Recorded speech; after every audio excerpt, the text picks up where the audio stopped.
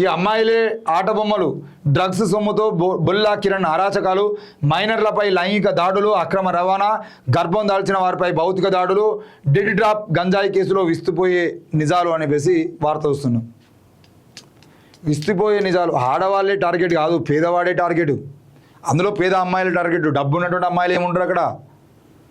డబ్బు ఉన్నటువంటి అమ్మాయిలు ఏం లేరు. డబ్బు ఉన్నటువంటి అమ్మాయిలకు అవర్షన్లు చేయిస్తారు. డ్రగ్స్కి అలవాటు అయితే వాళ్ళు కౌన్సిలింగ్లు ఇప్పిస్తారు. వాళ్ళు ఏడికైనా పోతారు.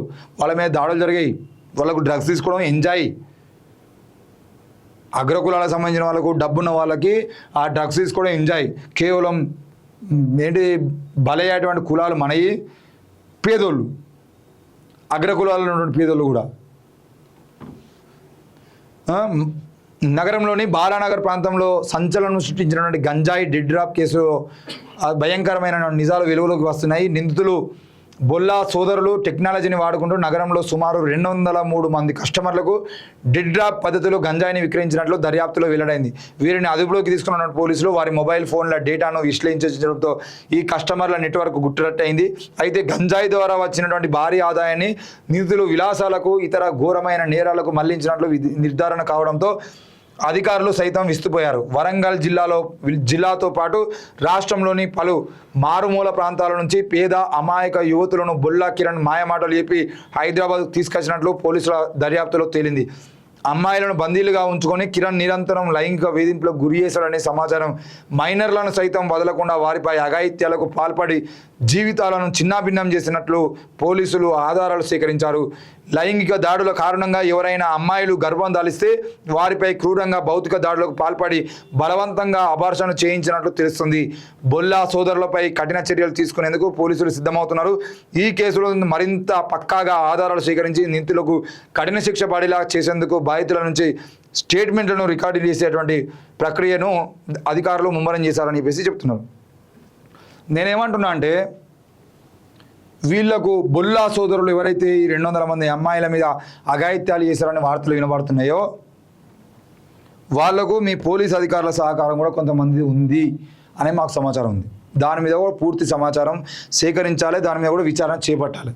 అవసరమైతే మీకు చేత కాకపోతే సిబిసిఐడికో ఇంకెవరికో దీని మీద కూడా సిట్ వేయండి. అవసరమైతే మొన్న వాళ్ళు మైనర్ కేసులో వేసారు కదా కేంద్ర మంత్రి కొడుకని, దీని మీద కూడా సిట్ వేయాలి కంపల్సరీ. వేసి విచారణ, అది కూడా 45 రోజులు 30 రోజులు టైం పెట్టి మరీ సిట్ వేసి 30 రోజులలో పట్టుకునేటట్టుగా, 30 రోజుల మొత్తం పూర్తి వివరాలు పెట్టేటట్టుగా సిట్ వేయండి. రెండవది, ఈ అబార్షన్లు చేస్తున్నటువంటి ఆసుపత్రులు ఎవరివి? ఎవరి ఆసుపత్రులు?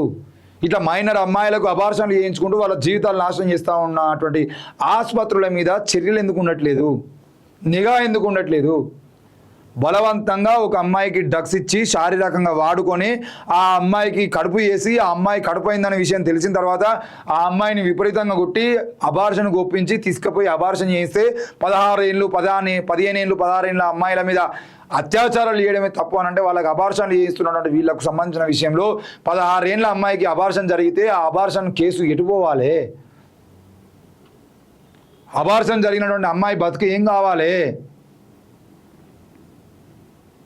ఆ అమ్మాయికి భవిష్యత్తు మొత్తం అగమ్యం గోచరంగా మారితే పరిస్థితులు ఏంది? ఈ డ్రగ్స్కు అలవాటు పడ్డ అమ్మాయిలు రోడ్ల మీకు వచ్చి వాళ్ళ జీవితాలను నాశనం చేసుకున్నట్టు దానికి బాధ్యులు ఎవరు? ఆ ఆసుపత్రులు ఎవరి? ఆ ఆసుపత్రుల చైర్మన్లు ఎవరు? ఆ ఆసుపత్రుల మీద ఇప్పటివరకు ఎందుకు చర్యలు తీసుకుంటలేరు? ఇట్లాంటి కేసులు హైదరాబాద్ మహానగరంలో 100 కేసులు ఉంటాయి. అవయవాలను అమ్ముకునేటువంటి కేసులు ఉంటాయి. ఆ ఆసుపత్రులలో ఇల్లీగల్ దందాలు జరుగుతూ ఉంటాయి. అసలు డాక్టర్లుగా పర్మిషన్ లేకుండానే ఆగం చేసేటువంటి సందర్భాలు కనబడుతూ ఉంటే, మేము ఆ జూబ్లీ చెక్ పోస్ట్ దగ్గర ఎవిస్ హాస్పిటల్ అనే ఒక హాస్పిటల్ మీద దాడి చేసి, మేము దాడికి కూడా కాదు, మేము ప్రశ్నించడం కోసం పోయి మేమే పేషెంట్లుగా పోయి అడిగితే మాకు ఏం కాకపోయినా కూడా మీకు ఇక్కడ నర్వస్ ప్రాబ్లమ్స్ ఉన్నాయి, మీకు ఆపరేషన్ చేయాలి.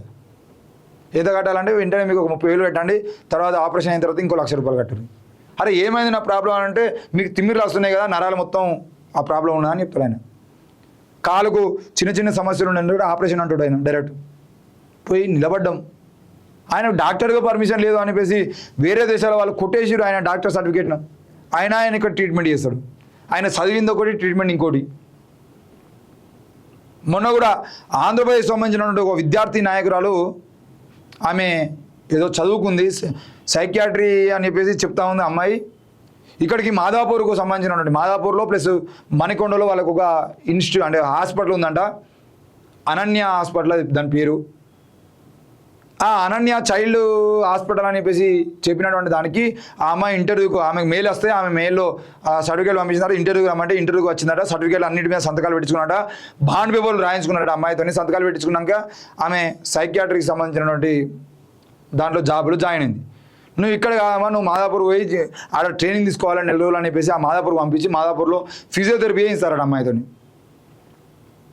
అరే ఇదేంది భయ్, నేను చదువుకునేది ఏంది, నాకు మీరు చేయిస్తున్నది ఏంది, ఇదంతా కుదరదా అని చెప్పేసి అమ్మాయి నెక్స్ట్ డే మళ్ళీ మణికొండ పోయి హెడ్ ఆఫీస్లో అసలు సార్ నాకు నేను అప్లై చేసిన జాబ్ ఏంది, మీరు నాతో చేస్తున్నది ఏంటంటే మేము ఏది చెప్తే కదా చేయాలి, నువ్వు ఏం చేసుకుంటూ చేసుకోపో, నువ్వు మాకు బాండ్ పేపర్లు రాసినావు, తెల్ల పేపర్లు మేము కూడా సంతకాలు తీసుకున్నాయి, నీ సర్టిఫికేట్ కూడా నువ్వు ఏం చేసుకుంటూ చేసుకో అని చెప్పేసి అమ్మాయిని బెదిరిస్తున్నాడు అనేసి సందర్భం. ఒక 20 ఏళ్ళ అమ్మాయి చదువుకొని ఉద్యోగం కోసం హైదరాబాద్ వచ్చేది అంటే సర్టిఫికేట్ దగ్గర పెట్టుకొని బెదిరించేటువంటి దమ్మ ఎవరికింది? ఎవరిని సపోర్ట్ తీసుకుని వాడు అట్లా బెదిరిస్తున్నాడు? ఈ ఆసుపత్రుల అరాచకాలు రోజు రోజుకి ఎందుకు పెరుగుతున్నాయి? వాడెవడు ఈ అమ్మాయితోని వేరే పనులు చేయించడానికి? నువ్వు నిజంగానే ఆ అమ్మాయి కోరిన జాబ్ ఇచ్చి ఆ అమ్మాయి తప్పుగా జాబ్ చేయకపోతే కదా నువ్వు ఆమె సర్టిఫికేట్ ఆపుకోవాల్సింది. నువ్వు తప్పుడు పనులు ఎట్లా చేపిస్తావు నాకు అర్థం కాదు. అడిగేటోడు ఎవరు లేడానా? బిడ్డ అది మా దృష్టికి వచ్చింది, తప్పకుండా మీరు కనుక అమ్మాయి సర్టిఫికేట్లు అమ్మాయికి ఇచ్చి పంపించకపోతే మాత్రం మేము రంగంలోకి దిగుతాం. అవసరమైతే హెల్త్ మినిస్టర్ వరకు కూడా మీ కేసును మేము తీసుకుపోతాం. దయచేసి అర్థం చేసుకోవాలి. ఈ విషయంలో కూడా ఈ డ్రగ్స్కి సంబంధించిన కేసు విషయంలో కూడా మేము ఏం అడుగుతున్నామనంటే, మీరు దయచేసి అధికారులు ఎవరైతే పోలీసులు విచారణ చేపడుతున్న పోలీసులు ఎవరైతే ఉన్నారో వాళ్ళు తప్పకుండా పోలీస్ అధికారులు ఇందులో ఇన్వాల్వ్ అయ్యారు. కొంతమంది పోలీస్ అధికారుల సపోర్ట్ కూడా వాళ్ళకు ఉన్నది, డాక్టర్ల సపోర్ట్ కూడా ఉన్న విషయం మాకు తెలిసింది. కాబట్టి దయచేసి వాళ్ళందరి మీద కఠిన చర్యలు తీసుకోవాలని చెప్పేసి మేము కోరుతున్నాం.